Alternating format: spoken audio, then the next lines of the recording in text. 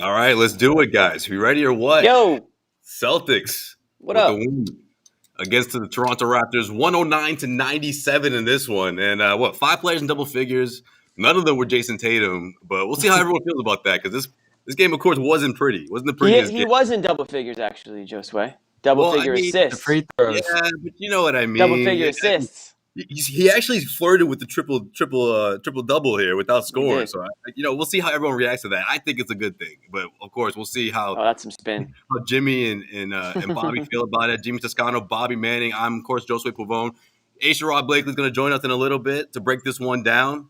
How are we feeling about this, fellas? Let's just start off with that. I mean, we gave John the night off. I wonder how he's going to respond to this one. I'm sure we'll get his 2 cents about this game. I'm sure he's watching, but how are you guys feeling about this one? Bobby, let's start with you. Yeah, I think it's hard to be upset with the game that Tatum had. I mean, we kind of mentioned it, like I hinted at the kind of game we'd be happy Tatum having at this point in terms of him transitioning to full facilitator mode. Not exactly what he did here. It's not like he took 7 shots. He was trying to get himself out of the funk throughout the game, but he did largely take on a facilitator's role, and I think this is where he's at now, about as close as he can get to the Jimmy Butler game. Laying off the scoring, focusing on getting other guys going. His facilitation disappeared through the middle stretch of the game, but at the beginning and at the end, in terms of setting the tone where the Celtics have struggled most, he made some serious strides there. In a 10-assist game, high for him. I think if you look at the free throws that they generated, he set up quite a few of those plays. I don't want to create a whole new potential assist stat here, but Please he don't. was I'm sure you assisting will. on quite I'm a sure bit you of will. quite a bit of their trips to the free throw line. So, you count those as good passing, good setups as well, even though they don't count as assists in the score box. Overall, I thought the team just moved the ball about as well as they have all season. And the Raptors hung in it. I thought they ran so hard in transition that they basically wore themselves out and were out of gas in the fourth quarter, so that's fine. And you beat a team that you should, finally. There's a nice bounce back win from the Spurs. Nothing crazy. Probably should have went 3-0 or 4-0, whatever. I think you play the division opponents 4 times. You should be 3-0 against Toronto right now. That opening night game was a pretty big disgrace, but a bounce back and navigate as well offensively against this team as they have. Impressive. Josh Richardson, good game. Marcus Smart, another great game. This month has been awesome from him. And then we're going to talk plenty about Grant tonight, I'm sure. Another good game from Grant. Yeah, I thought this was a good team win. When you watch the game, nobody really stood out like they took the game on their back and carried the Celtics to victory. Tatum, another tough shooting night. Streaky player now. He was cold for a while to start the season. Then he got hot for about a week, and now really searching for a shot again. And then the only way he's going to find it is by keep shooting. So it's good that he didn't need to score 25 for them to win this game. Like Joe Swed said off the top, was it like 5 players in double figures? Joe Man, Swed, yeah. double figures. Two for 16 for Tatum. I mean, Yeah, 2 for another 16 is. I mean, we've seen this a couple of times this season. I don't think you can a little really put. surprised, but I like the way he responded. I guess I'll put it that way. I mean, I don't know how much of a positive spin you can put on 2 for 16 performance. Yeah, he did set up free throws and all that stuff, and he did, like I said, he had 10 assists and 7 rebounds. So he did other things out there. You didn't get like an unreal performance from Jaylen Brown tonight either. So you had your 2 stars who had pretty subpar performances overall, and you were still able to win because of some of this newfound depth that the Celtics have here with Grant. Richardson back healthy again, and he's been really one of their most consistent players from start to finish this season. He's been a real big surprise. I know we talked about him a week or so ago, just how we're all kind of wrong on him. I think we all thought that he would be like maybe the least liked player or something like that along those lines. Just you wanted to see other guys in.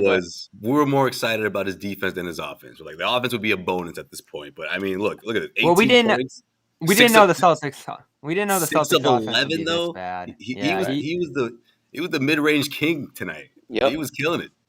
Yeah, and you're fine with mid-range. We can kick around if the mid-range is back in the NBA, but you do see a lot of teams that can't shoot threes like the Celtics start to head to that area, like the Spurs, for example. You take buckets wherever you can get them when you're a pretty inefficient, low-scoring offense like the Celtics have been this year. And he's giving them, 50-ish% shooting from the field, and you'll take it if it's coming from mid-range. His foot is on the line in the corner like it was for one of those shots. Overall, his shot looks pretty comfortable in between, and he just gets it off, which is what they need right now. It's offense wherever you can find it in this group, and Payne Pritchard, that was the guy I was hoping would pass him in that regard, and he is miles and miles behind Richardson right now. There's almost no chance he catches Richardson this year. He's still out in already. He's still out in Oregon, I think. That's true. I mean, Romeo Langford gave you that nice drive, that cutting look from Jason Tatum. Sherrod now? There he is. But What's for the most part, hey, there Sherrod is. Hey, there he is. Sherrod, let's get your take on this game before we get into the other guys that we were getting into. The unspoken heroes that came up big tonight, including Richardson. Well, the best part about this game is it was a night where Jason Tatum was very un-Jason Tatum-like, and you still got the win.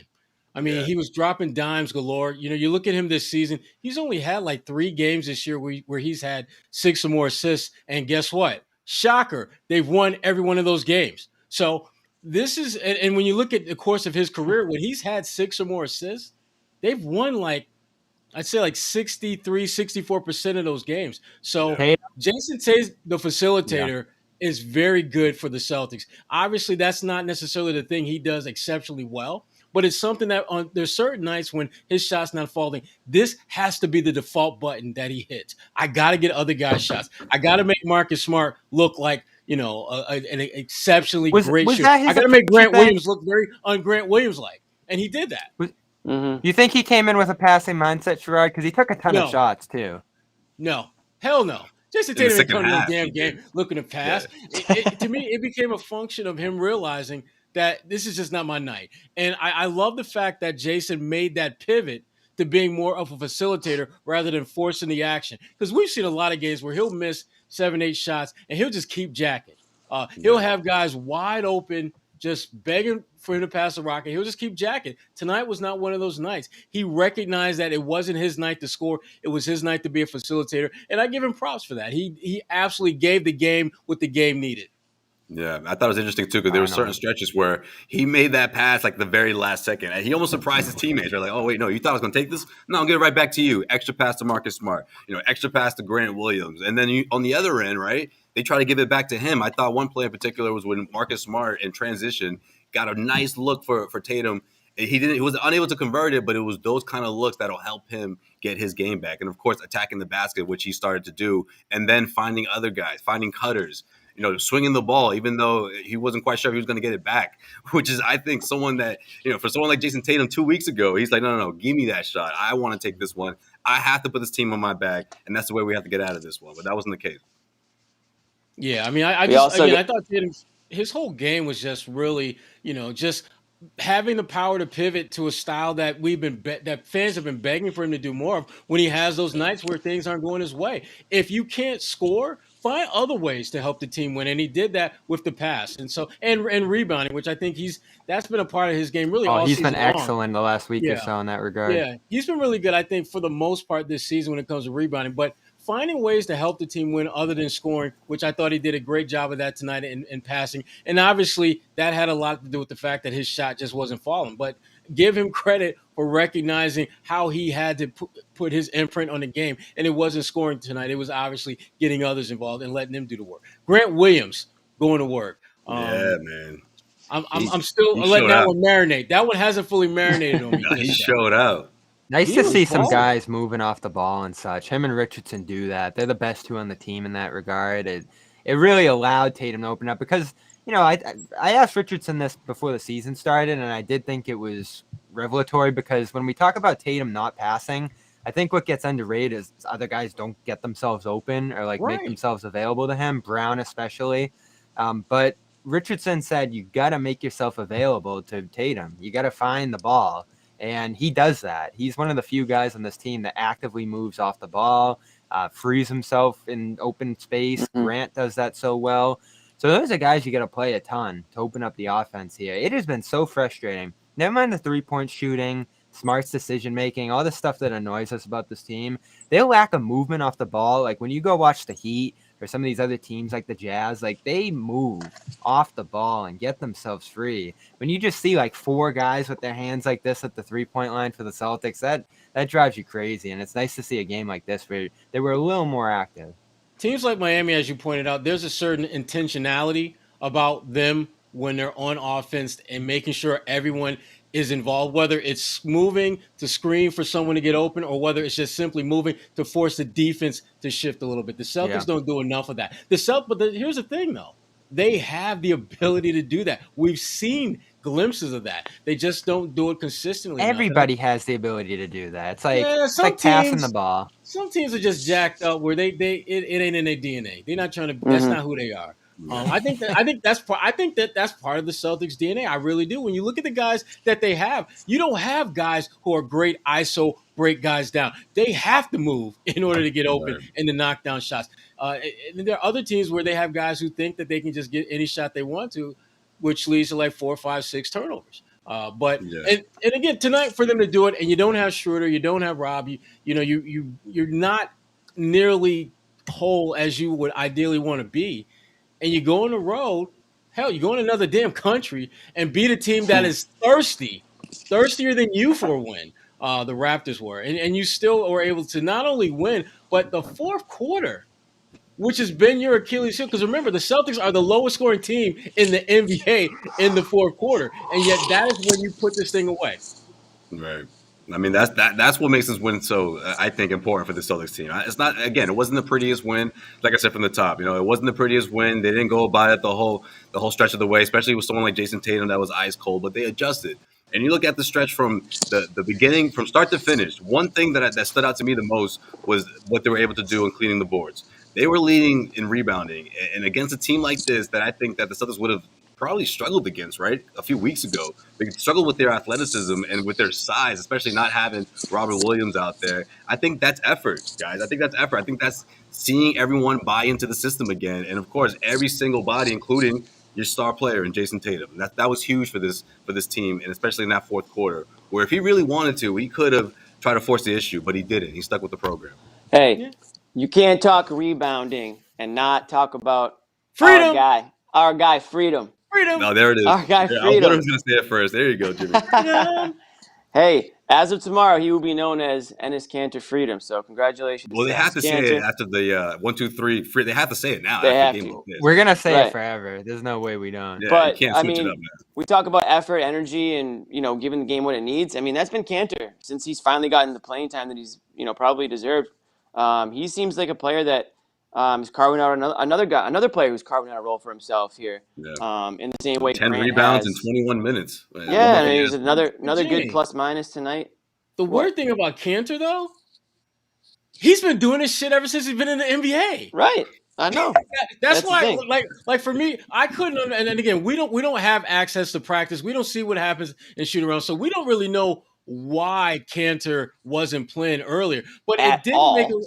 Well, the only thing that made sense was that maybe he isn't quite the rebounder he used to be. Maybe he's not quite the player we have seen in the past, but clearly that wasn't the case. I mean, he's doing the things now that he's done throughout his entire career. Yeah, he looks better almost. Yeah, which makes you kind of scratch your head wondering, like, why didn't we see this earlier? Yeah, why did it take like Rob literally, not being able to play and I think what coaches get scared of, and we talked about this when we were debating playing him, is just tearing apart what they've built defensively, and he hasn't done that. And I think the good thing about this team that we're seeing, and I thought they had a chance to do this with Pritchard in terms of squeezing him in the lineups, but they've been able to squeeze Kanter in the lineups and not have it hurt them because the defenders around him are so good. Like, guys aren't getting beat to the basket. They're not easily getting into the pick and roll against them. Ime's doing some good stuff with them, like, throwing doubles on the ball and having Grant rotate backside on the roller. And, these other guys that can just help him in that regard with the pick and roll defense.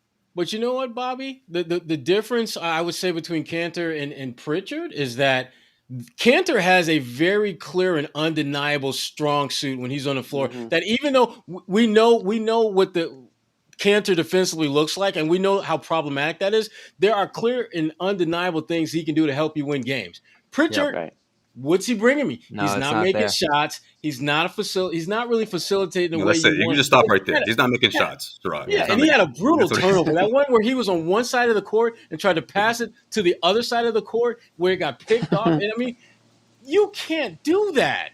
And listen, if Schroeder wasn't in the mix, he would be, by committee. He would, you have to put him in the mix there more often. But you Right. got Schroeder now, so whether you're talking about playmaking or just overall executing offensively, getting to the Right. bucket, It's not close. He pales in comparison to Schroeder. And again, I said this from the beginning of the season. Without that shot, that's the only way he could separate himself from the pack. And I'm not talking about the Marcus Smart and Schroeder pack. I'm talking about the Romeo pack. The Grant Williams Romeo. pack. A few weeks ago, he broke free from that pack. Here he is, yeah. as a starter now.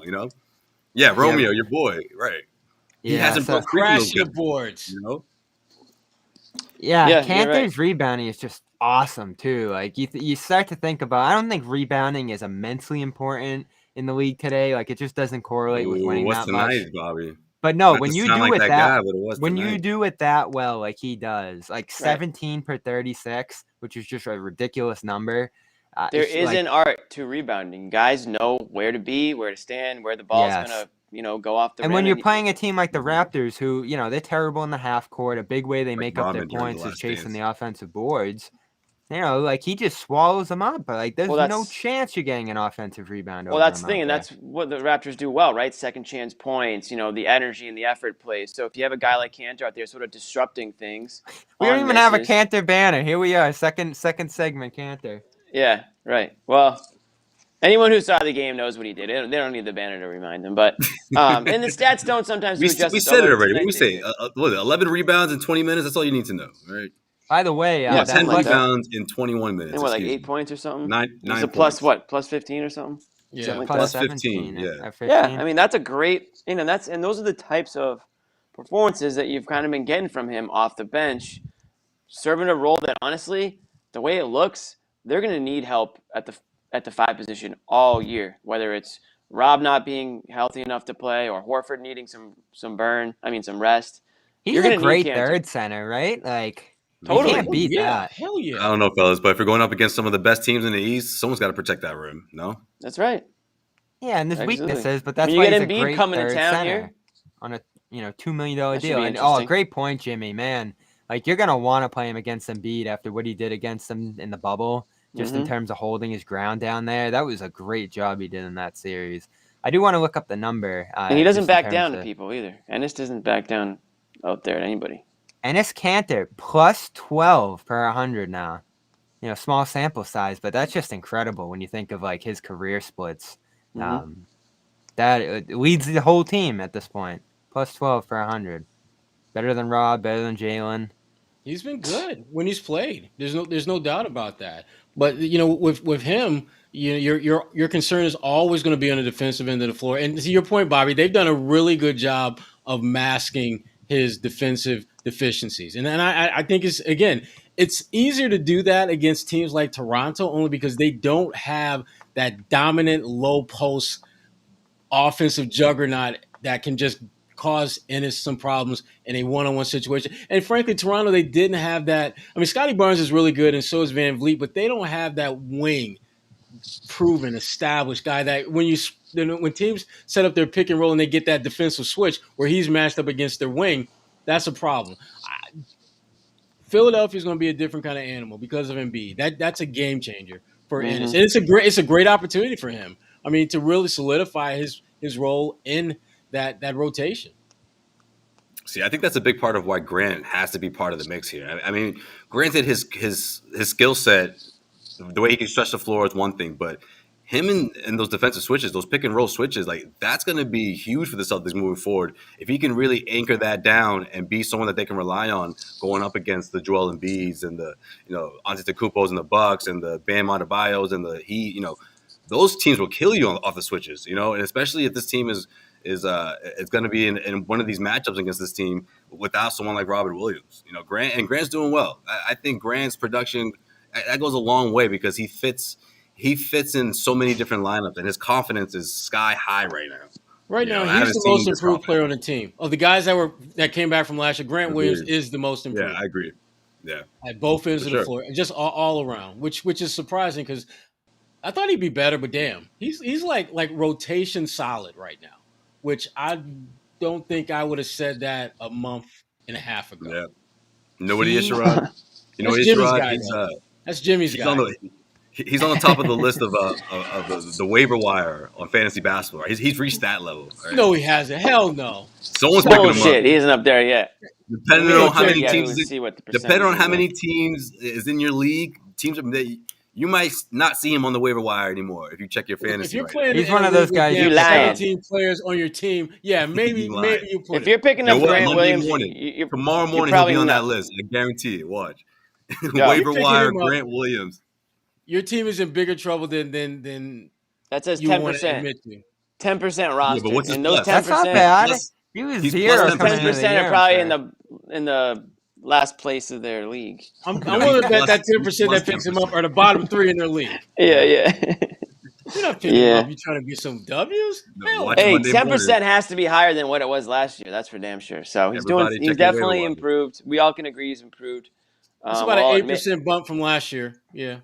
for sure. You But take if that. listen, Yeah. but if One you're of those, starting him yeah. on your fantasy team, you're in for a world of hurt because he You ain't got a putting lot up, of he ain't putting up injuries. fantasy Hey, numbers I didn't yet. think you start him. Hey. Okay, I think you pick him up. All right, you put him on the bench. Never mind. Wait a bit. Screw fantasy. Do that on a different show. Do you start him on the Boston Celtics? No. No. Jo- Ooh, that was a Jo- quick If no. everyone's healthy, no. Oh, if No, everyone's healthy.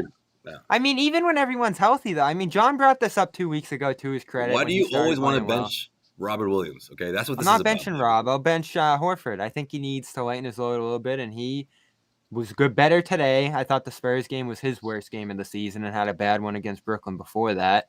I'm okay with taking 6-7 minutes off, Horford's per game basis here, and I don't even think you'll do that much because you'll sub in Horford pretty quickly for Grant. But What do you you like need to that see, Bobby? shooting with the Bobby, starting what would unit. you like to see Al's minutes at, though? Seriously. Like, just I mean, right perfect now world. he's Where's Al? How many is Al playing? Mid right now 20s. he is at. Don't have the He's like minute. mid to high yeah. 20s now, I think. Yeah, he's at 28. You probably want him closer to 24, 25, like a perfect split at the big man spot. That's what we pictured coming in, I thought. Okay. Because, he's staggering with Rob right now as a double big or Grant, whoever it ends up being. So he plays a little bit more in that regard. I just think you got to scale it back a little bit. Maybe even give him a chance to have an off night. I think he's had, one off night this year? Yeah, because I think Al was at 26 tonight, which I thought was a good number for him. Yeah, and his average Yeah. is 29. So he's a little higher than that on a per game basis. But, Yeah.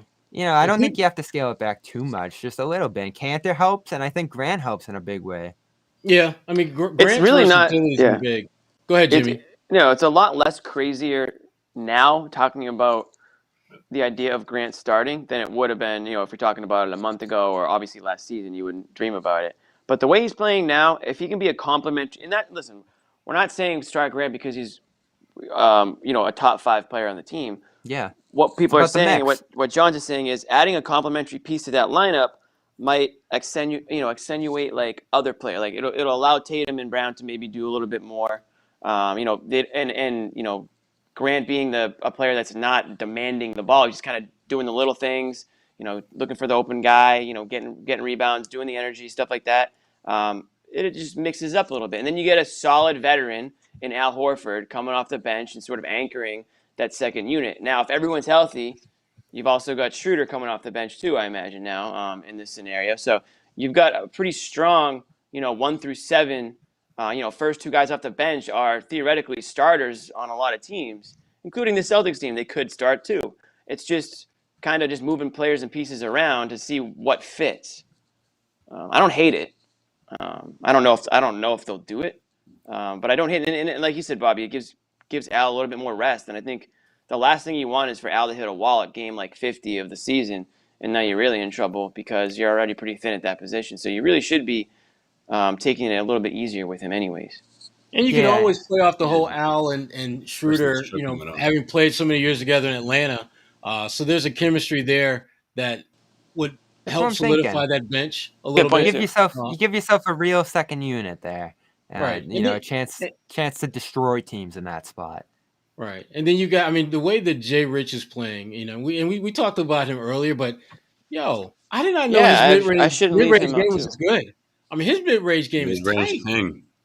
Yep. Yeah, Makes I mean, sense. put him in the mix Mid-range there, king. coming off the bench, and you've got a good 8-man rotation, throwing Kanter now, and like all of a sudden, like you've got some reliable veterans You could play that can Horford really with contribute. Kanter. You know the problem with Yeah. Sherrod? They didn't let him live. Okay, they were like, nope, you either have to shoot the three or you have to go. Make your push to the rim. All right. So he tried to They master didn't the let him three. live. He Damn, had that's what those you got 2 tonight? off seasons. Right. Now he's found his sweet spot, and Ime is like, go ahead, do your thing.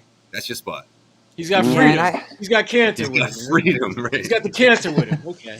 All right. Freedom. I Is think that going to go on Kanter's jersey, you think? This Yeah. freedom thing has many meanings to it for this team. I think this is going to be like their Mbutu, so to speak. Once Right? once it's legal, Damn. I'm sure it'll be on there. I like James it. Posey is like, what? Oh, hell Yeah. no. I mean, this is just to get back to Grant for a second. Like, this is what Oh, we were God. looking for from one of the young guys. Like, I know I said I was You've hit excited. your and you Grant guys, quota.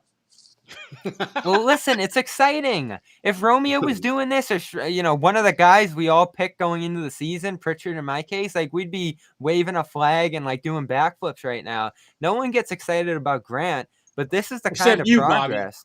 Yeah, you do. Well, Grant, I'm Grant and excited Nick about Folk. him just because none of these young guys, these 4 young guys, showed any upside for years, and it continued right into the season. And now we're 20 games in, and Grant's been doing this every single night. All the things we like that he's doing right now. It's sustainable. I think it's been one of the most reliable things they've had this year across the board. And it's small, but the things he does that they need so much that it like hits you in a big way, whether it's just a cut or a catch and shoot 3. No one else can hit those right now except him. Every time it goes to him, he's hitting them. Gets on the boards. Or even just like the stuff he said after the Spurs game. I throw leadership into this too.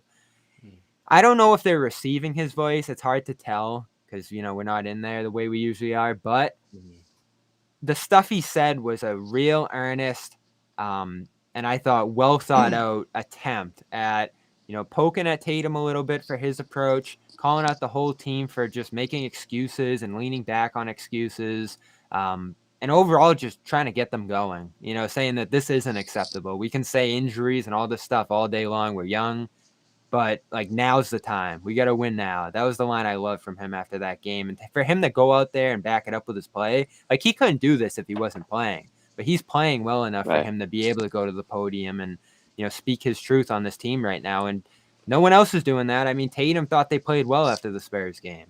So, I mean, there's a real difference there in approach in terms of leadership and accountability. And who knows? Like, I don't know whether it was Ime or him or collection of the both, but they kind of got Tatum going into this game now, too. You guys see the stat on Grant Williams flowing out there? You mean the -10 plus minus? No. Oh, sorry. Not that one. This one is Hey, we don't talk. He's the only player in the NBA. Now I'm gonna say according to Taylor Snow of Celtics.com, only player in the NBA. Josue. 50, 40, and 90. 51.4% from the floor, 43.1% from 3, 90.3% from the free throw line. I have to fact check that, but the alarms went off right when he hit the free throw. There goes Jimmy. Jimmy's gonna go fact check that right now. Thanks, Jimmy. Appreciate you. No, it's hard to believe, but he's that good from 3. He doesn't shoot a Screenshot ton. that moment. Screenshot that stat because we may never see that again. We may never see those numbers. About Grant, though, we have to give him credit from the very beginning. Like Grant's always gotten the he'll do anything for his head coach or run through a wall. So this match between him and Ime He'll get dunked on. It's like a perfect match, right? That's the kind of coach he needed to break through, to break free. I mean, has he broken free yet? Maybe it's too early to say that, but look, the numbers don't lie, right? As they say. He got dunked on and just kept rolling on Wednesday. That was good. That's how you're supposed to be like that, though. I forgot about that, most players aren't. Most players, if they get dunked on, they're either trying to dunk on the next possession, or they're trying to make a shot, or they're trying to do something to distract you from the fact that they just got dunked on, rather than just play. So I give him credit. I give him props for that. He ran up the floor real quick. He really just kept playing. That's true. Yeah. Thinking that nobody would notice, when in fact, that's literally all we noticed. Right. Well, it's okay, Grant. I get it. I am What did I miss? See, it's so tough. It's so tough because, like, It is all about, like, all right, if you're going to start Grant, who you sitting? And I know I've advocated for Schroeder starting because I think he brings certain things to that lineup. It's almost like you want 7 starters because all these guys are so one-dimensional per se that you need all this stuff to really make it come together. I just know the double big Sherrod probably isn't shaking the his way head. to go.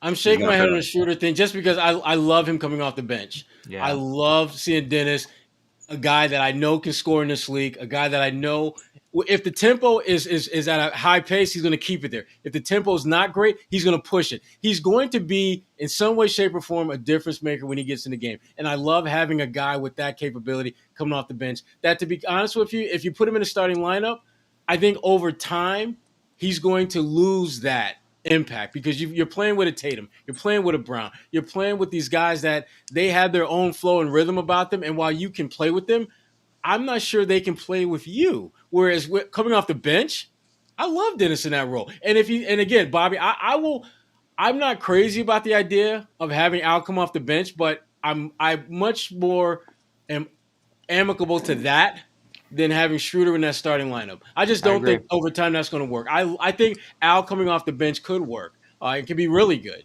because I think it strengthens that second unit tremendously. And it gives Grant an opportunity to just have a clear and defined role every single night. Your job is to make open shots, rebound, and defend. That's all we're looking for you to do. Open shots, rebound, defend. You do those 3 things every night, you're going to play 25 minutes easy. Easy. Yeah. The reason why I would like the idea of Schroeder starting is mostly due to the fact that when Tatum's off, this team can't score. And he can give you instant offense. He's a guy that is pushing the pace, setting the tone out there, like you said, Sherrod. But you don't want these horrific starts to games where you go down 10, 15 points, 20 points in the first half. And I feel like when Schroeder's out there, he kind of prevents that from happening because of the way Although he that did kind of happen plays. in San Antonio. No, it's not foolproof, of course. It's not yeah. foolproof, right? No, but I think he at least makes it a little bit more difficult on the opposing team to jump out to those leads, and it kind of gives the Celtics a little bit of a spark. Now, if he doesn't start and Ime, kind of notices it right away that this team is, lackluster out of the gate, slow, no one's hitting the shots, then be quick to you know put what, Schroeder in. Then Jimmy? who cares if he starts? I'm sorry, Jimmy, but I can't co-sign on the idea of Schroeder being that that stimulus package for a starting unit that includes not 1 but 2 All-Stars. Oh, I know, but I one of them's Jimmy. hurt, and Smart one of them's runs the hurt, ball, and the other too. one can't hit shots. So at some point, you need to find offense somewhere. Well, to Sherrod's point, like if you get off to a bad start with Schroeder, it's like where are you going next? If you get off to a bad start with Grant, you can take Grant off the floor, put in Horford, solidify things a little bit, take Schroeder off the bench to try to get a spark going. There's more of a rotation there and a balance between the 2 units, which is what they want. Richardson is going to continue to provide that, which is good.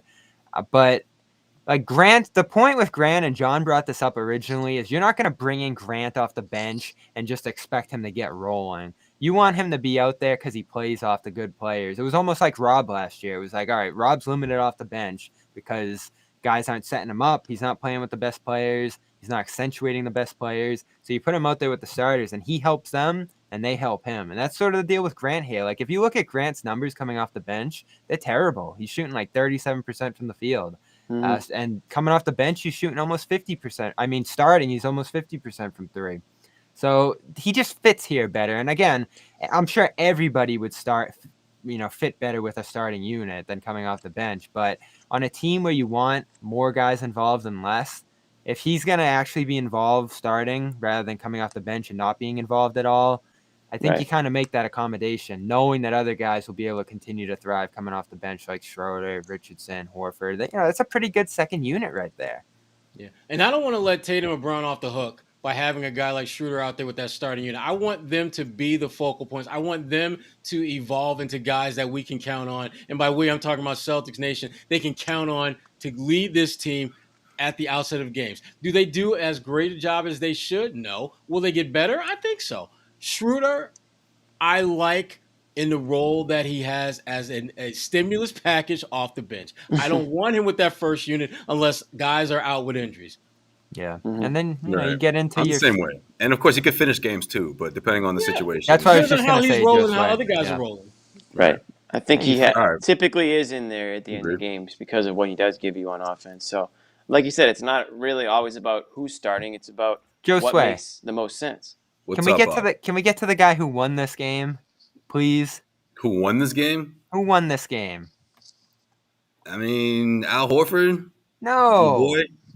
Marcus Who? Smart. Marcus Smart? It's like The that player kid of the in the month. pop quiz was just like, I'm like, Yeah, Joe Sway's like, I who didn't do we not study. talk about? You're right, I though. We didn't haven't talked study. about Marcus. We haven't talked about Marcus. I'm like, Oh, what? he was so good again. All right, we can talk Marcus. Joe You know Sway what? caught sleeping in class, dude. You know what? Jason Tatum That's what gave happens when Marcus you don't Smart get your that open homeschooling in. three-pointer. I think was symbolic right. for the Celtics fans to see. Right? Like, not only am I sticking with the program, but Mr. Call everybody out guy. Here you go, man. You got that one, and he knocks it down. You know, when he's shooting like that, that's when things come easy. But of course, he wasn't just doing that. He was also being a playmaker out there. So yeah, Smart had himself a great night. Absolutely. This is the Marcus Smart Celtics fans will take every single night. Yeah, 10 threes is a little high for my liking, but I mean, he shot 40%. That's true. Usually so, it's like I mean, 40% I would say is maybe 40 for 40%. 7. Yeah. Something like Right, that. and on a night when Tatum was struggling like he was, you'll take that. You will absolutely take that. Someone's got to shoot it and hit the shot. So, yeah. But that's like a night where Schroeder would probably have taken a chunk of those. But if obviously he's out, like someone's going to shoot the ball tonight. So you really can't get too upset with Marcus Smart taking those shots because, in a night where Brown's got the minutes restriction, Schroeder's out, Tatum's missing everything. Like, hey, credit to Marcus Smart. He's never going to shy away from taking the shot. But for him to go 7 of 16, you'll take that from Marcus Smart any night. And he had 4 turnovers, which was very Schroeder-like. So that is true. Yeah. Like, that four turnovers. The team had 12 we'll at take 4 halftime, turnovers. Actually, 4 turnovers is a good night for Dennis. Yeah. Think about it. Four's not bad, but you know what? The average is like 3. This is a Schroeder line. This is honestly a Schroeder line. Right here. Is. Marcus Smart had a Schroeder line tonight. Yeah. Hey, if he's doing the Smart things and adding in a Schroeder scoring line, that's a pretty good night from Smart. Wow, Bob, I thought you would resent that comment. I'm surprised. Hey, it's not 8, it's 4. That's half. I thought you didn't want Marcus's name anywhere near Schroeder's. Those are two completely different players, guys. I love them together. It's just not going to happen though, unless they're injured, which is fine. That's why you. But it happens late in games. It happens a lot. Yeah, no, it's going to be a closing line. That's going to be the closeout, which is good. Right? They complement each other well, and if I'm looking back in November, I think Wednesday's going to be December 1st. So this is the last game of November. Yeah. Smart was the player of the month. 76ers. He set the tone on defense. Passed. I think this is 12 straight games with 5 assists now for him. Most of the month he's been 5 or more. He has gotten his scoring going, taken less threes most nights, not tonight, but had a good night doing it. Taking the threes that he usually does and winning the game from that area too. Hitting the big shots down the stretch. That's when you feel good about him, along with the fact that he got the pick and roll going. Horford has just been so depleted offensively. You put them 2 in the pick and roll in the fourth, and they make a little magic happen there. You don't have many pick and roll creators on this team. So when you can get Smart that opportunity to push a 7-0 run running those sets, this guy's still the best passer on the team by far. There's no close second to me. And, I don't think the full-time point guard thing worked with him, but playing that hybrid 2 role that he's back in now works well for him. And it's what made him a great player in the past. I think the load that Schroeder's taken off of him has allowed him to become one of the best defenders in the league again. There was this, don't ask me to explain it, but I saw this stat drip in terms of perimeter defense. Smart was number 1 out of all the perimeter defenders in the league right now. Steals leader, if you want to go with a throwback stat. So this guy is playing both ends right now, better than anyone on this team. And he's the net rating leader right there with Brown and Kanter. When he comes off the floor, and I saw this against the Spurs, things just fall apart. So Smart, I think we started to question whether he was declining last year, and fairly so. At this age and these miles and the bumps and bruises he's accumulated, he looks as good as he ever has to me. And it's just awesome to see. I don't think he was declining, though. I think we all agree that his defense may have taken a step back. But I don't His think defense took a step back. But that's who he is. Like the contract was about him stepping into his prime, right? Sorry, Sherrod, go ahead, not to cut you off. No, I was going to say, I think what we're seeing is, and think about this for a second. When you look at Marcus Smart's time in Boston, other than last season, that was the first season where the team's identity had little to do with defense. And I don't think it was a coincidence that just happened to be Marcus Smart's, I think, his worst season as a Celtic. He didn't have the guys around him that understood frankly, how that team can be successful. You Yeah, had but guys. Sherrod, how did he compensate though? This is the part that I feel like Celtics fans forget. He tried to do too much on the He offensive tried to end, do right? too much.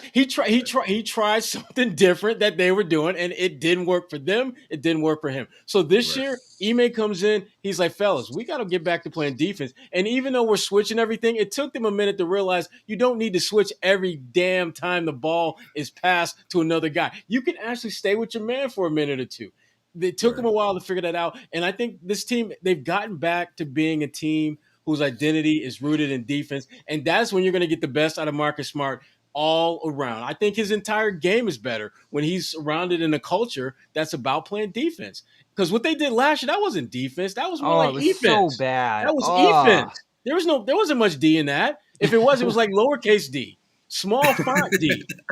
It was not the big D that we're used to seeing. And to go into a season expecting them to be in play for number one, like I thought they could, and see it drop to 30 for a number of stretches last year, especially like the tail end of the season, it like dropped off the map. That was but Bobby, you love that team. That bubble team, I think that's your favorite Celtics team. No, the one last year. No. The bubble team, yeah. He loves talking about the bubble team. I do love playing the team. Yeah, the bubble team. I think out of the last 5 years, that's your favorite Celtics team, I think. 18 takes the cake, as it should for everybody, but 20 was right there with it. 2 Eastern Conference Finals trips. Smart, I think we all agree. Defensively, he's been on another level than he was at any point last season. Offensively, to me though, still way off. That 3-point shot, I know 40% tonight, 4 of 10, but overall, I think he's below 30. I'm fairly certain he's below 30% on the year. Still not a guy that I want shooting the three. Certainly not 10 times a game. But like I said, on a night where you're looking for anything to spark you offensively, I'll take it. But I don't want it to become the norm. I think we all like Marcus Smart in that field goal range of closer to 10 field goals attempts a game. Never mind 10 3-point field goal attempts a game. So I think he needs to continue to do what he's doing on the defensive end. Give the game what it needs on offense. Tonight it needed a little bit of more of his shooting, and that's what he gave it. So credit to him.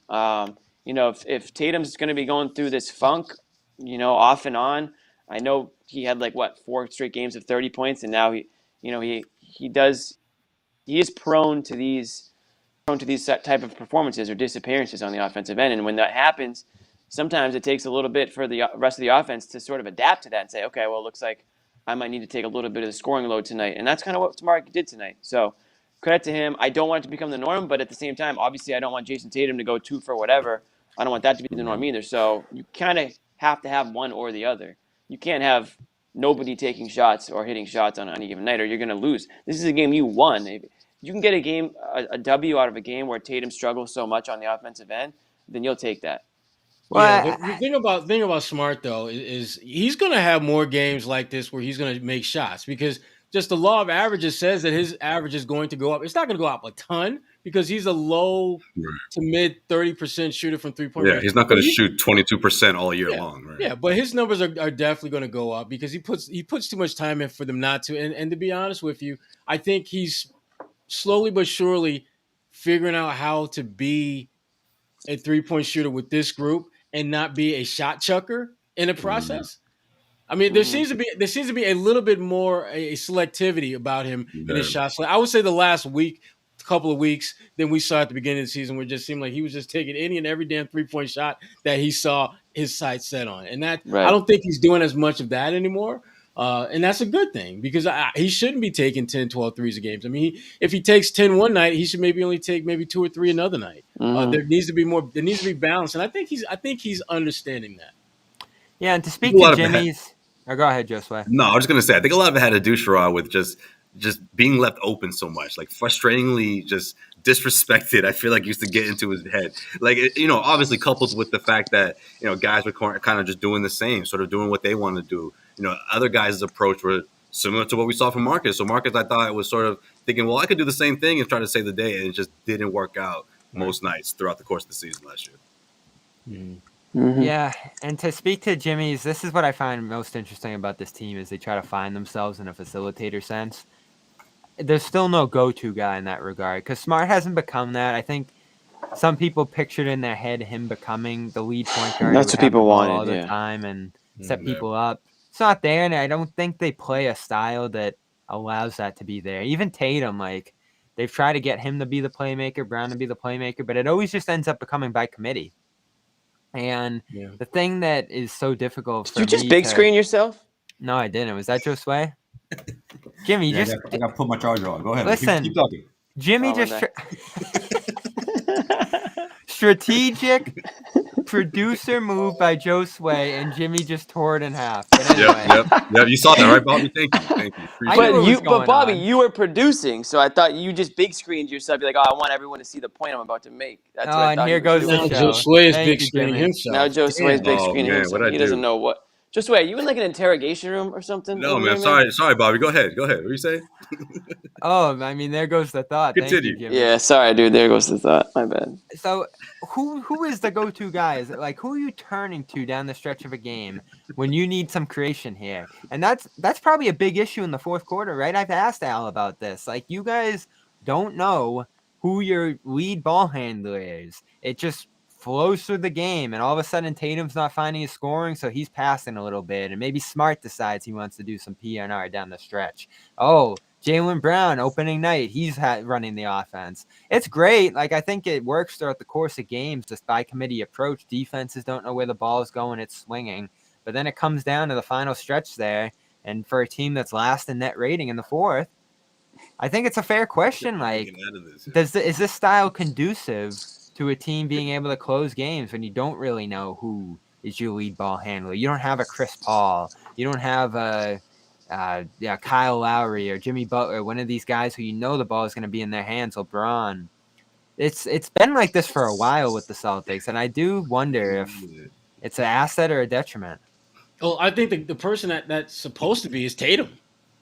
I mean, he's the guy. He's the guy that should have the ball in his hands down the stretch, making plays for himself, for others. He's shown the ability to create for others. He's obviously shown the ability to get his own shot. To me, down the stretch, it really shouldn't be much of a debate between it's either him or Jaylen Brown. But I think Tatum is the guy that should be in that role. Yo, Bobby, get in here. Jimmy, what do you think? I don't even know what the hell we're talking about right now. Does Jimmy get a big screen now? No, don't big screen me. Facilitating? No, I mean... Who's your play? Who's down the stretch? Who's the guy that's going to have the rock and is going to basically pull the trigger? I think Smart's trying to prove to everyone that he's the guy. I mean, it's got to be. That's what I'm getting at. So I like it. If you're at the end of the, what do you mean? At the end of the game, the ball goes in the hands of your best player, regardless of how it gets there. But it's going to have to work. It's going to have to work at some point, or else the whole plan is effed. Then you need your starting point guard to buy into the system. If you don't give the ball it's not rocket science. Ask any team in the NBA. Like they're going to try to get the ball into the hands of the best player, whether it's Tatum or Brown on any given night. Typically, that's who it goes to. Your best player is usually your best passer, and that's the difference on this team. Like, there's a number of guys who are decent passers. Smart's probably the best by a little bit. So it's just so spread out. I mean, they're trying to make it work with Tatum, but we're in year 2 of this, and I still haven't dove into the numbers of like those last shot. It was good for him at some point last year, like last shot, game time, go ahead. It probably isn't as good now, just based off the last stretch 20 games here where they've given him those opportunities. The ball obviously stagnates late in games, which we've talked about a million times.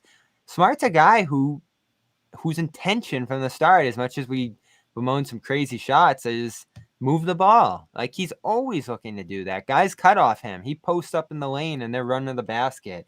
He's finding guys in different spots. He's running the pick and roll, which, I think we haven't seen Rob in a little while here, but Rob has not gotten the ball nearly enough. And Smart's really the only guy I think who looks for him consistently. So I guess the only problem with Smart is that he isn't a threat to score in crunch time. Right. But he's going to find a guy who can. What I'm still struggling to understand is why we don't see in late game situations more Jaylen Brown, Jason Tatum pick and rolls where because here's the thing, you have two guys who can drop 50, who pretty much give you 50 points every night. In the last 12 minutes of a game, I kind of wanted teams to have to pick their poison with those guys, right? Because one of those guys, almost every possession in a late game situation, is going to have a mismatch. It's just a matter of Nobody likes rolling in this league. I mean, I don't know. I don't understand why that is, especially when there's no rim protection. No one has rim protection. You don't have Dikembe Mutombo waiting for you around the paint. You don't have a Patrick Ewing. You don't have anything. Yeah, they don't even but let you moments do that like anymore. Yeah, imagine if they didn't have Like defense for Ben 3 Simmons, seconds Russell anymore. Westbrook, some of these guys who would be dominant rollers just refuse to do it. And Tatum's one of them. Like, And can you imagine Tatum rolling? I'm really hoping at some point, and I keep this in the back of my mind, thinking that okay, this is part of their master plan. They're not going to show us this now because they're waiting till we get later in the season, No, they get need into the everybody else playoffs, to buy in. and then bam, hit you with the Tatum Brown pick and roll, and then we're gonna be like, oh, what? Someone said this to me on Twitter, and it's That's so what I'm true. waiting for. I wish I had their ad because this was such a great tweet. They were like, I only have YMCA experience, but like at the Y, like the best players are kind of running pick and roll off each other. Yeah, all day. absolutely. And Yeah, it's so I think true. you got everyone else to buy in first, right? And then I went to Sherrod. Then that's the next step. Oh, sure. It makes so much sense. So to the point where I gotta believe that it's in like They're gonna chapter pull it out for the 28 play-in of the tournament, Sherrod. 30-page playbook, and we're at like chapter 16 right now. We got a ways to go before we get there, but it's in there because otherwise it doesn't make sense to have two elite players who can score the way they can and not utilize their strengths to be able to play off each other when the games matter most. Mm-hmm. Well, I think we're going to find out a lot about this team because we're 20 plus games in, right? We got a huge West Coast road trip. The Celtics heading back home for one more at home before they head out on the road for 5 straight. So going into this Philadelphia game, obviously this is a good chance for them to send a message or at least just have that kind of win to carry over into the West Coast road trip and bode the confidence that they need to pull through that because it's not going to get much easier on the West Coast. No.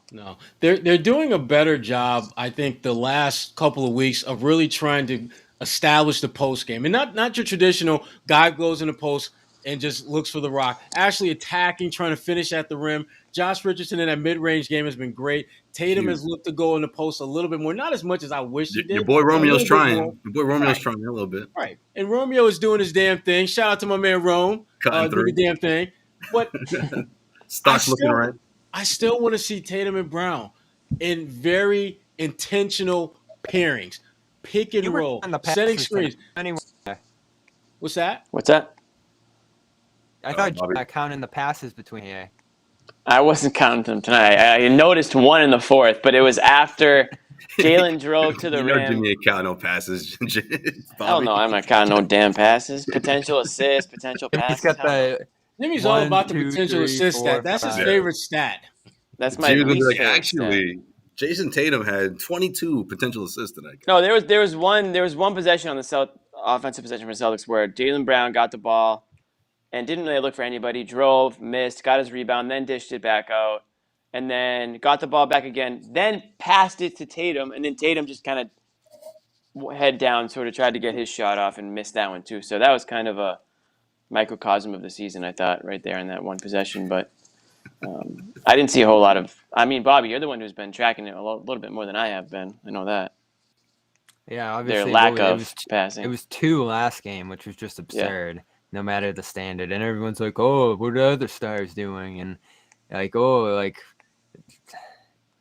It's so low that it's hard to like even have a reference point and like compare it to other things. Like it's lower than other stars in the league. Mm-hmm. I don't have the numbers for this game, but it did seem like they did it a little bit more often.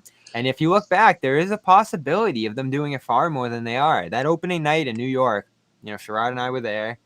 When Brown had the ball for almost that whole game, there was like 17 passes between them. They were getting on the break. They were feeding each other on the break. The pace that they played at allowed them to kind of push each other out in transition.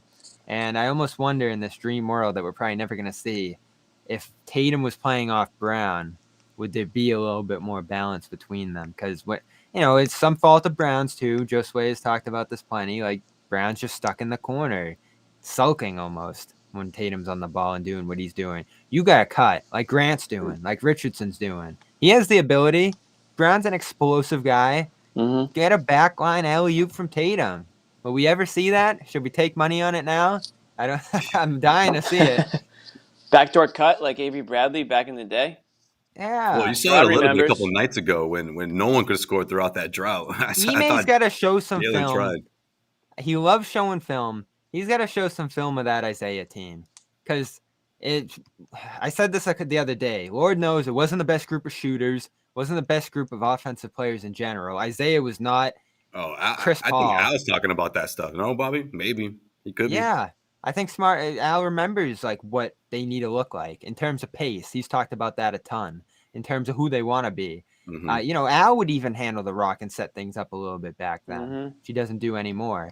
I mean, there was so much creative stuff under Brad, and I don't think it's a lack of creativity by Ime. There's just a rigidness in terms of the players here and what they want to do and how they think the game should come to them. I mean, the pick and roll thing with Brown and Tatum that Sherrod mentioned is just so easy. I mean, Isaiah and Jay showed up via trade one day and just started doing it, and it worked. It was so easy for those two. And, the way you got other guys involved, like Olynyk on pick and pops and Bradley on those cuts, like you talk about Jimmy. There was just movement galore on that team, and it looked natural. I don't think it was hard for those guys to break into that. And again, they weren't the most talented players in the world, but you got great 3-point shooting with Bradley and Crowder on the wings.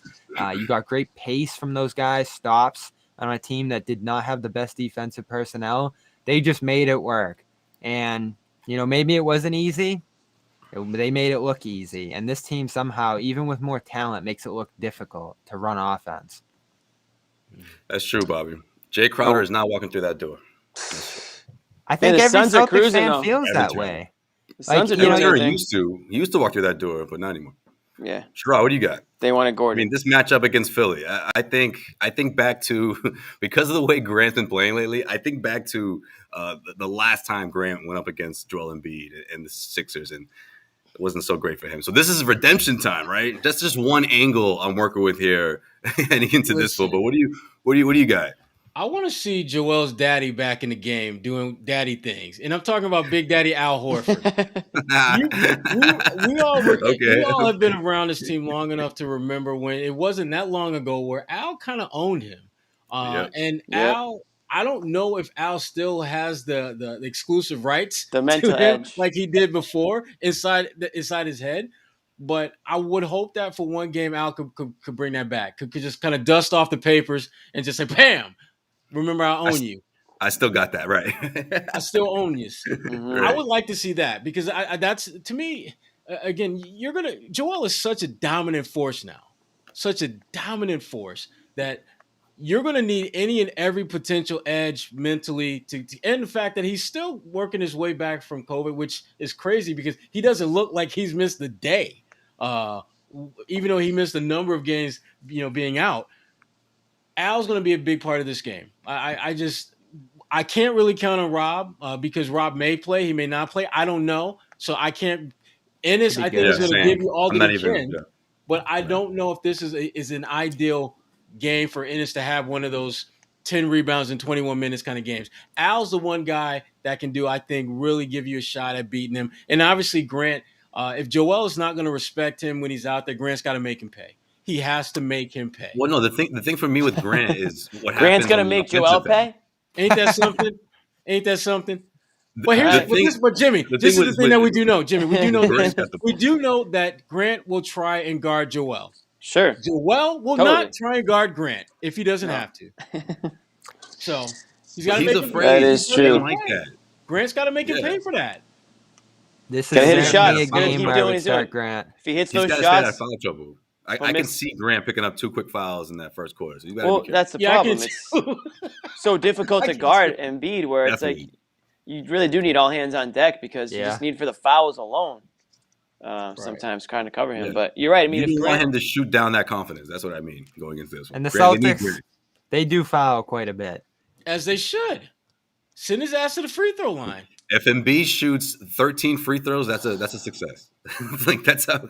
So Bobby, he usually has 20 against the Celtics. He always does.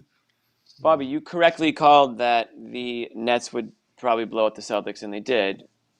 What are you predicting for Wednesday night with the Sixers in town? You got to win. I mean, Embiid was just off for 3 weeks, whatever it was. I mean, I think he said. Yeah, I'm not looking for a pump-up speech, dude. Like, I was wondering what. No, they're gonna win. Jimmy's like, don't give me the propaganda, just give me the pick. I'm expecting them to win. I don't think their regulars. He got the magic ball. That's what he said. I don't think their regulars have been back long enough to find rhythm.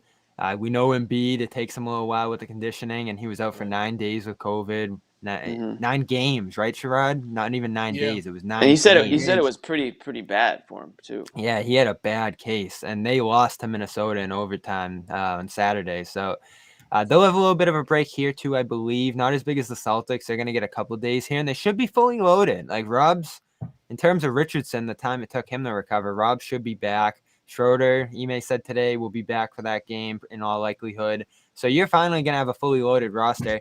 Barring any Romeo report, you know how Romeo's name just sometimes appears on there. Yeah, right. Leave my guy alone. That's my guy. Strained calf, bruised elbow. So it's got a lot going on. You know, we were in this spot last year. Like when it all came together, when everyone was there, it looked good. And I think the Celtics are at a spot now where it did. When they have the full arsenal. Yeah, remember the 11 games Jimmy's there? Wait, what happened? You had about Bobby, 11 if games. You go back to like the first few games of the year again, I'll kill you. No, you always talk about like Rob, the start of the season 7-2, like when Rob became the starter and they went on that little 9-2 run there. That's when they were moderately we haven't seen that there. Rob yet this season. Maybe in very rare Rob's instances. been good. You know, he hasn't been explosive, but he's been good. He's the best net rating player, and the offense looks much better with him out there. So you got to win this one. You do. You can attack their wings, like get Tatum on Curry, get Tatum on Maxey, some of these smaller guys. Let them go to work. Round 2. The rim protection with Embiid's a problem. You're going to have a tough time getting to the interior. But if you have Grant out there and, you know, hopefully Horford's starting to break out of this offensive slump a little bit, you should be able to get some shots on the perimeter against them too. And the Celtics definitely have the personnel to slow them down on defense. You know, with Kanter and all these bigs that you mentioned, Horford, different guys you can throw at Embiid. I'll be disappointed if they lose this one. I know it's a good team, but the Celtics are just playing better than the 76ers right now. So you got to go and beat them on the home floor. Ben Simmons isn't out there. Like, they're playing better without Simmons, but Simmons was a guy who really hurt the Celtics in the past. So take advantage of that. Take advantage of Embiid just getting back on his feet. And, you know, show that your depth is better, too. I think the Celtics' depth is better than the 76ers' depth. I think, Bobby, you just tapped into me. I mean, it's the no-brainer, elephant in the room, and that is no Ben Simmons. I will disagree with you, though. They're not playing better without Ben, because with Ben, they were a top team in the East a year ago. True. Without him, they're below the Celtics or around where the Celtics are. They're a 500 team without Ben Simmons. And obviously they've missed Joel for a number of games, and that's certainly dropped them down. But even before Joel got hurt, they weren't exactly running away with the East. Isn't this something? Like 3 games in 2 weeks, you're just like, where's John Wall? Oh, he's just hanging out. Where's Kyrie? Oh, he's not there. Ben Simmons, is he hurt? No, he's just not there. Like, that's where the league is right now. It is crazy, man. It's crazy. It's just not there. Yeah. Nobody wants to play. Yeah. It's the NBA where we don't play. The checks are still coming in on the 1st and 15th. Well, maybe not so much for Ben, but the other guys. Well, John's trying to secure that bag right now, right? John's talking about coming back. John Wall. You know what, though? The league moves on. Does anyone even – those guys are out of sight, out of mind for the most part. Like, the league is not missing those players. I mean, as good as they are. I mean, imagine the league without Kyrie Irving. Yeah, actually. I mean, he's a great player. It's all right. You know, there's so many stars that they can get by, especially on those teams. But, man, like – I wonder if these guys are starting to realize that it's like, hey, you know what? I actually maybe don't have as much pull as I thought I did.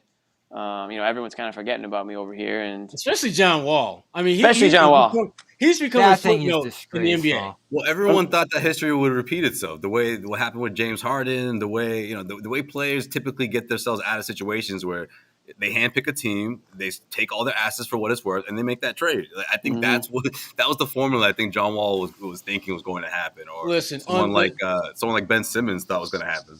Listen, on the SS bullshit ship that James Harden was able to get on, he was the last one. That ship ain't coming back for the rest of y'all. If you think that you can get where you want to get to and be cool and Zion's going to try to do it a different way and want to win a better team, that ship is not coming into your port. You're going to have to take some kind of L, either money-wise or a crappy team. Teams aren't giving up real assets for guys no more. No. Not with, especially, with Ben. I mean, again, Ben, he's got the mental health issues, and I'm all for him getting all the care and treatment that he needs to deal with that, because that stuff is real. But that being said, even before that became a topic of discussion, you were seen in the eyes of many as damaged goods. Mm-hmm. Not because of the mental health, but just because of your game. Your game was the issue, not anything else other than your game. And with John Wall, it's your health and that damn contract. Now, Russell Westbrook gave everyone hope that you could have a badass contract and wind up in a good situation. Only problem is you're a bad fit. He's a bad fit in LA. And John Wall has to figure out what's going to be a good fit for him. Ben Simmons has to figure out what's going to be a good fit for him. And their teams have to figure out how can we get something of value in return for them. But they're not going to get anything if they don't get on the court. Yeah. Like Ben Simmons has to play. Yeah. But if he does, and that's why I'm struggling to understand why. Well, I understand why he doesn't want to play another game in Philly, because I'm gonna tell you right now that, and don't let it be a home game. If you're Ben, you make your debut on the road. Yeah, he's gonna get worse. He's gonna get 1,000 times worse at Philly. I don't know. Yeah, I think it's bad either way. Oh, it's bad either way, but it's worse at home. It is way worse at home. It will be so much worse at home. In fact, that is where you play a game on the road, and then you take what strategic rest, load management when you get home. Yeah. You take that load management game when you get home. That's not a bad idea. Are we gonna get any Ben Simmons rumors this week with the Sixers coming up? No. You know that something's gonna come up. We had a week finally. I do the notebook. You know, Sherrod used to do it over at BSJ. I still think it might be. I don't know. It might be too early. This week I sat down, Philadelphia. I'm like, all right, let me put it in there. Ben Simmons on Google, and finally there was no Ben Simmons headlines. Just a week of it's the calm before the storm. Yeah. Week of relaxation. Ben understands that. Look, I got to get my ass back out there and play, not only to up my value, but to get my check. Start making some money. Yeah, exactly. So I can start to get a little thin. Why don't it's Christmas time? Seriously, get a little thin. Hey, inflation's real. Hey, inflation with no job, you getting paid is real. Mm-hmm. That's an awkward dinner. That's an awkward holiday dinner. This is how we'll settle it. PR battle. So you come up with a decision, Ben? No? Okay. All right. Cool. Yeah. Everyone's just sitting around like. Right. Who's gonna? So Ben, so I'm not getting that really nice Christmas present this year. Shit. Yeah. Oh, that's right. That's right. You're not working. My bad. Yeah. We'll talk about another time. My bad. Simmons texting the family, "Hey guys, wallet's a little tight this year. You know, we're gonna skip doing gifts this year. Just don't start a GoFundMe campaign, Ben. Just don't do that." All right. With that, we're gonna wrap this one up, guys. Celtics. Sixers, we got a couple of nights off. Wednesday night at TD Garden. Bobby will be in the building. Sherrod, you going to be there? You know it. There you go. We might have a com.com sponsor, so why don't we just say shout out com.com/garden for 40% off. The world's #1 sleep and meditation app. I use it. You guys know I use it. I won't turn it on right now. I'll spare you guys, but thank you, Jimmy. It is, on a Sunday night. Oh, it's perfect. On a Sunday night, toss that on. I'll toss that on after the show. Calm down from the show a little bit. Jimmy's going to probably wind up writing a song about calm. I can see that happen. Yeah, they're going to feature him. I got my microphone right here, actually. You hear that, Calm? He'll do it for free. We thought about I'll put a little jingle together. We thought about putting John right next to LeBron. It wasn't calm enough. Not even close. Now we'll try Jimmy in the ASMR, John. Jeez. That's funny. Yeah, no, that would give a lot of people. John's on the loud app. I can't stand it. It would be like upset but calmly, like upset about the Celtics. You gotta go with the loud app for John. Yeah, there's an app called Anger. It's a red icon. It's just like everything's noisy and jeez. Can we get back that? Remember the meter, Jimmy? Like we've been talking about. Oh, we do. Oh yeah, that's right. Yeah. Well, this team hasn't been that That's frustrating. The panic meter. That's the panic meter. The panic meter. Nick Joso, I think he's in the chat. Nick designed that, so we'll have to have him send it over. I think I was higher, but Jimmy and I were like, Bobby was obviously the low. It was Bobby. I think Sherrod's gonna squeeze in the middle. We need to find a spot for panic meter. I'm like on the far end, not that worried. Yeah. I'm good. I'm calm. I'm calm. Yeah, you're calm. So com.com/garden, 40% off for the premium subscription, and it's another whole other world once you get that premium subscription. You don't even know. It's a whole different. That's right. And it's a really good deal, guys. Seriously, head over to com.com/garden, get that 40% off, and come back here Wednesday night, guys. Josue's got a couple premium subscriptions, I think, but we'll break it all down for you, do it all over again. Sherrod, Bobby at TD Garden, it'll be fun. We're out of here, guys. Peace. Let's bounce. Let's try the last few hours of our Thanksgiving weekend. For There you Jimmy go. Toscano, Sherrod Blakely, Bobby Manning, I am Josue